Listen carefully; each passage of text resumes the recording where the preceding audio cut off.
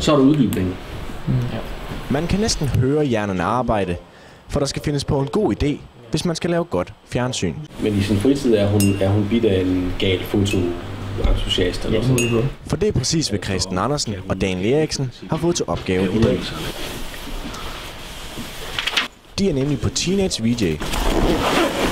Et kursus under Aalborg Stift for unge, der gerne vil lære at lave tv.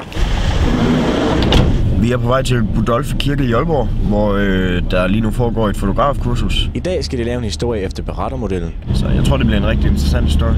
Som de blev introduceret for aftenen før. Vi regner med at få en historie om hvordan man ligesom lærer at tage billeder.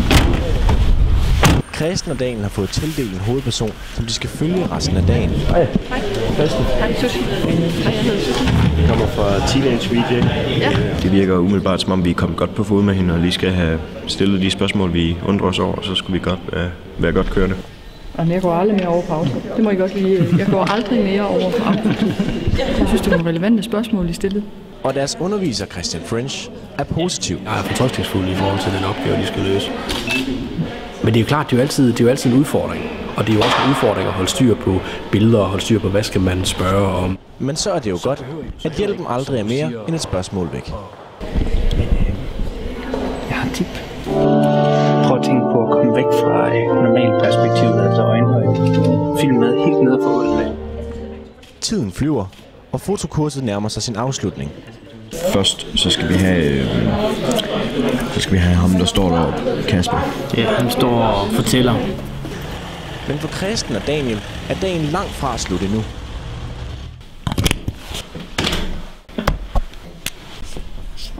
For aftenen og det meste af natten kommer til at gå med den benhårde redigering. Så kunne hun komme i synk igen. Sådan der, ikke? Som allerede fra starten skal vise sig at være en udfordring. Der er ikke lyd på. Og ved du over på min? Der er ikke lyd på. Mikrofonen går i stykker. Vi har ikke noget indslag. Det ser sort ud. Men heldigvis Så jeg finder lige ud af, hvad der er galt. Okay. finder de en løsning på problemet. Løsningen det blev, at vi fik klippene over på min computer, og så finder vi ud af, at lyden virker alligevel, så nu redigerer vi på min computer, og så indtil videre, så kører jeg alt efter planen. De bevarede roen det meste af tiden. Der var en af dem, han sagde, at han var sådan lige ved at give sig til at græde ved tanken om, at der ikke var lyd på. Det kan man jo i og for sig godt forstå, men heldigvis så blev Sove jo til glædevendt, og det viste sig, at der var lyd på alligevel. Det er ved at blive sent, og for at holde kursisterne i gang, Altså boys, Goddag. så er der Red Bull selvfølgelig. har Christian French været ude og skaffe noget brændstof.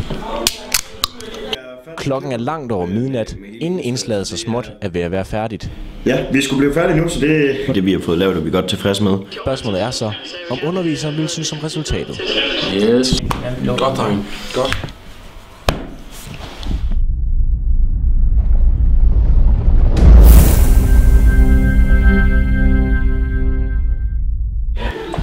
Altså, jeg synes, altså, der er seriøsitet, og der er dedikation. Jeg synes, der bliver arbejdet igennem. Det må jeg sige. Zoom, zoom, zoom. Zoom, zoom, zoom. Zoom, zoom, zoom. Zoom, zoom, zoom, zoom. Zoom, zoom, zoom. Zoom, zoom, zoom. Zoom, zoom, zoom. Zoom, zoom, zoom.